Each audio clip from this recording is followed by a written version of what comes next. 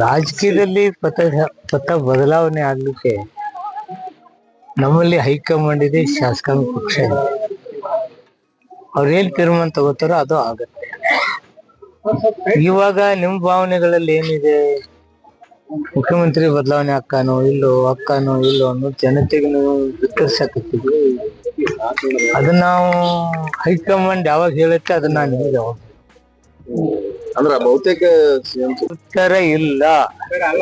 ನಾನು ಏನಾದ್ರೂ ಮುಖ್ಯಮಂತ್ರಿಗಳನ್ನ ಬದಲಾವಣೆ ಮಾಡುದು, ಯಾವ ಮುಖ್ಯಮಂತ್ರಿ ತಂದಿಡು ಶಕ್ತಿ ನನಗಿತ್ತಂದ್ರೆ ಇಲ್ಲೇ ಬಾಗಲಕೋಟೆಯಲ್ಲಿ ಹೇಳ್ಬಿಡ್ತಿದ್ದೆ, ಎಂತವ್ರ ಮುಖ್ಯಮಂತ್ರಿ ಮಾಡ್ತೀನಿ ಅಂತ ಹೇಳ್ತಿದ್ದೆ.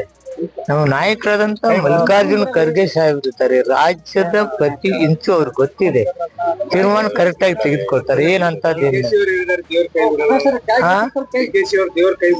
ದೇವ್ರ ಯಾರಿಗ್ ಕೈ ಬಿಡ್ತಾನೆ? ನೀನ್ ಬಿಡ್ತಾನ ದೇವ್ರ?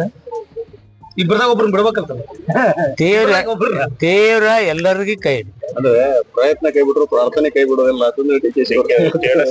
ನಮ್ಮೆಲ್ಲ ಅನುಭವ, ನಮ್ಮ ಮಾತುಗಳು, ನಾವ್ ಬಂದ ದಾರಿ, ಕರ್ಮ ಸಿದ್ಧಾಂತ ಒಬ್ರು ನಂಬ್ತಾರೆ, ಧರ್ಮ ಸಿದ್ಧಾಂತ ಒಬ್ರು ನಂಬ್ತಾರೆ, ಕಾಯಕವೇ ಕೈಲಾಸ ಅಂತ ಒಬ್ರು ಹೇಳ್ತಾರೆ. ಅವ್ರ ನಂಬಿಕೆಗೆ ಇರ್ಬೋದು ನಂಬಿಕೆ. If you like this video ಬೇಗ ಲೈಕ್ ಮಾಡಿ, ಕಾಮೆಂಟ್ ಮಾಡಿ, ಶೇರ್ ಮಾಡಿ ಹಾಗೂ ಯೋಯೋ ಟಿವಿ ಕನ್ನಡವನ್ನು ಸಬ್ಸ್ಕ್ರೈಬ್ ಮಾಡಿ.